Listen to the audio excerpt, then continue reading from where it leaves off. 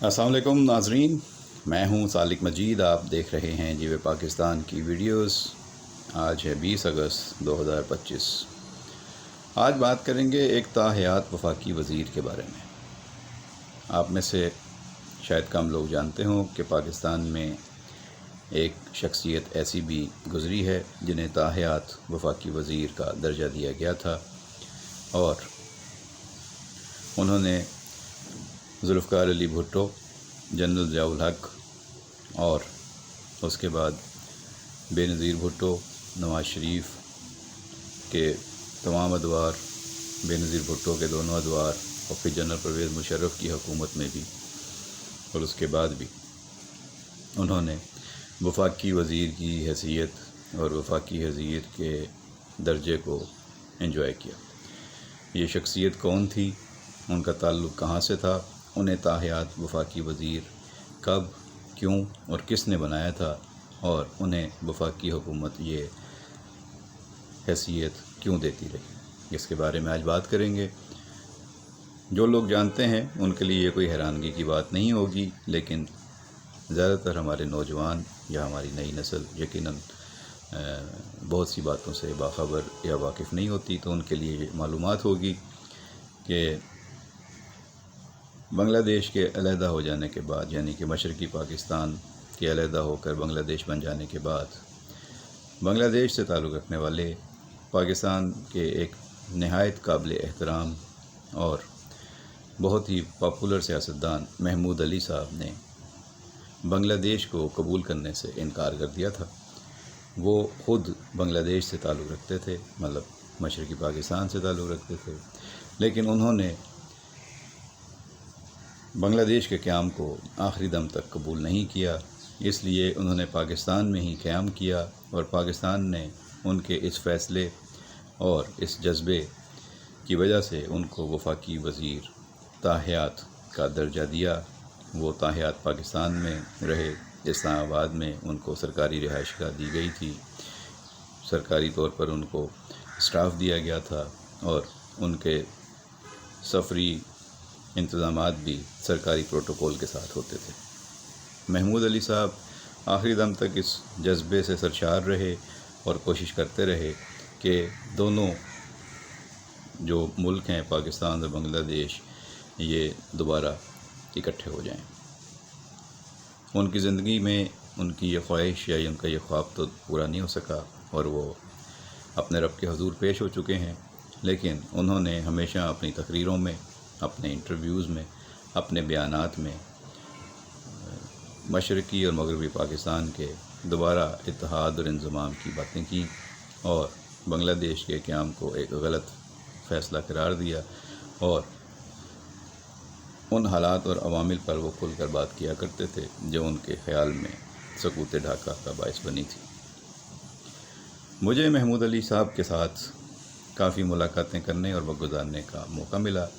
محمود علی صاحب پاکستان کے سیاستدانوں سے بالکل مختلف سیاستدان تھے۔ جو آپ روایتی طور پہ سیاستدان ہمارے ملک میں دیکھتے ہیں، وہ ایسے سیاستدان نہیں تھے۔ آپ کہہ سکتے ہیں کہ جو قائد اعظم کے دور کے سیاستدان تھے یا اس کے کچھ عرصے بعد تک کے سیاستدان تھے، تو وہ جو روایات تھیں، اصول تھے، اقدار تھیں، وہ ان کی پاسداری کرتے ہوئے نظر آتے تھے۔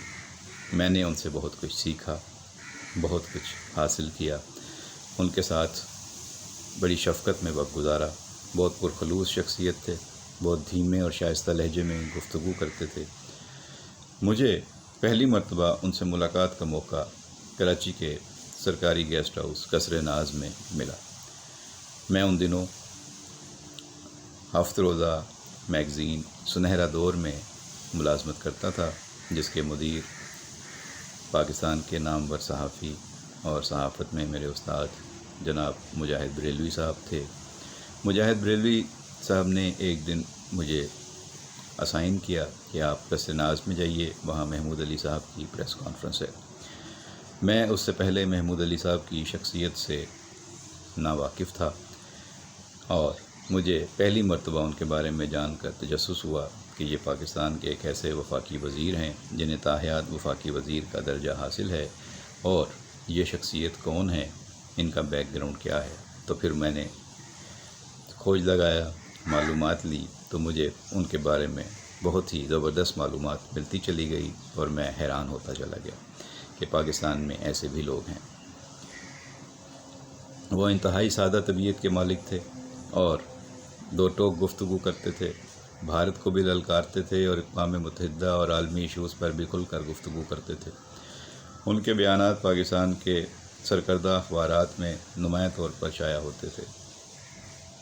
ان کی گفتگو بڑی مدلل اور بڑی دورس نتائج کی حامل تھی۔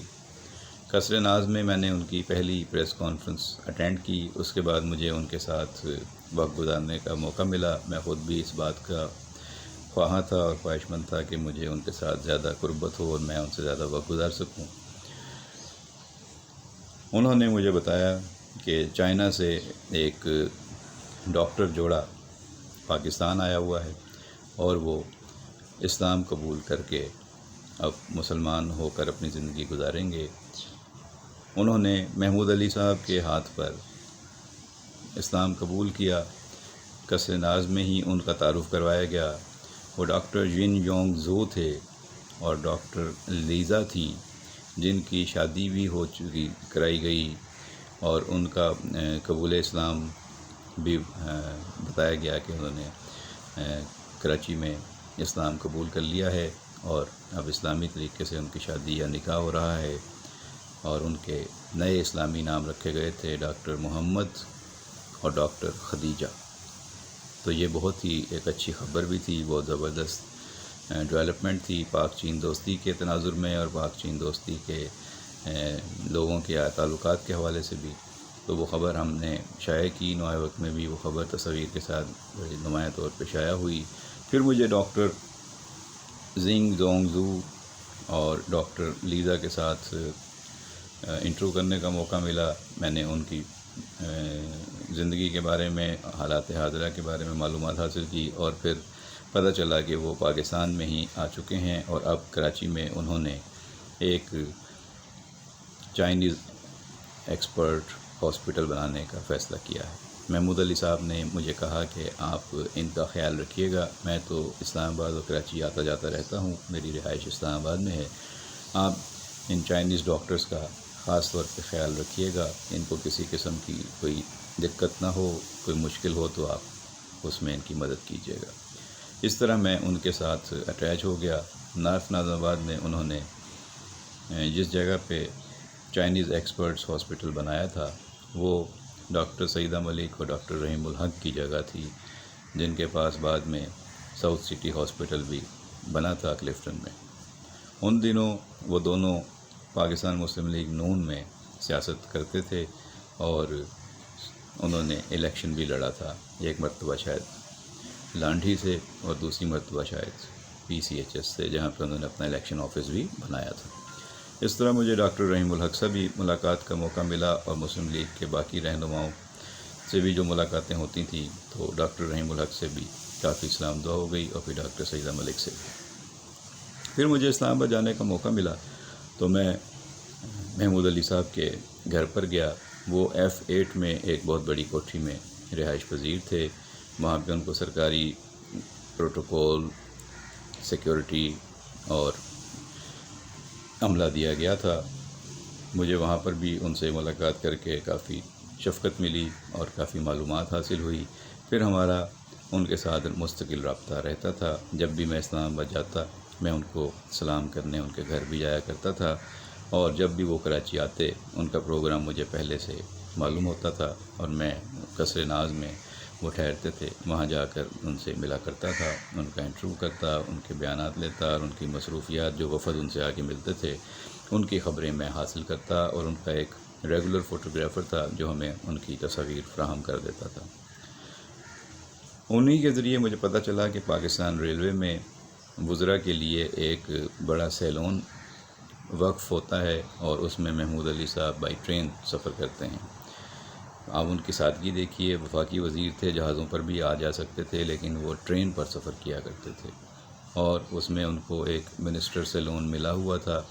ایک مرتبہ میں ان کو سی آف کرنے کے لیے کراچی کینٹ اسٹیشن پر گیا تو وہاں پہ ٹرین تو ابھی نہیں آئی تھی لیکن ان کا سیلون ایک الگ ٹریک پر موجود تھا، میں اس ٹریک میں اندر گیا، آپ یقین مانیے وہ سیلون میں نے پہلی مرتبہ دیکھا تھا، منسٹر سیلون۔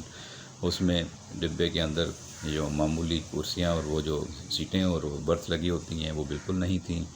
وہاں پہ باقاعدہ ایک ڈرائنگ روم بنا ہوا تھا جس میں صوفے لگے ہوئے تھے، اس میں فریج رکھا ہوا تھا۔ دوسری طرف ایک باقاعدہ بیڈ روم بنا ہوا تھا جس میں محمود علی صاحب آرام فرما رہے تھے، پھر ان کا اٹیچ باتھ تھا اور اس میں اے سی بھی لگا ہوا تھا ان کے بیڈ روم میں، اور ان کے پاس جو ہے وہ فروٹ باسکٹ وغیرہ اور سب چیزیں تھیں۔ تو مجھے اچھا لگا کہ منسٹر سیلون میں کافی اہتمام کے ساتھ اور کافی سہولت کے ساتھ سفر کرایا جاتا ہے۔ تو میں نے پہلی مرتبہ ان کا سیلون دیکھا، وہاں کچھ دیر بیٹھا اور ان سے باتیں کی اور ان کو سی آف کیا۔ محمود علی صاحب بہت ہی خوش اخلاق اور خوشگوار طبیعت کے مالک تھے۔ مجھے ان سے جتنی ملاقاتیں ہوئیں سب یاد ہیں، اور میں اپنے لیے یہ بات باعث فخر اور باعث اعزاز سمجھتا ہوں کہ وہ جب بھی کراچی آتے تھے یا جب بھی مجھے اسلام آباد جانے کا موقع ملتا وہ مجھے شرف ملاقات بخشتے رہے۔ کراچی میں اہل بنگال اور بنگالی اسپیکنگ جتنے بھی لوگ ہیں ان میں سے بہت بڑی تعداد ان سے ملاقات کرنے کے لیے کثر ناز آیا کرتی تھی، یا ان کے جلسے یا ان کے پروگراموں میں شرکت کیا کرتے تھے۔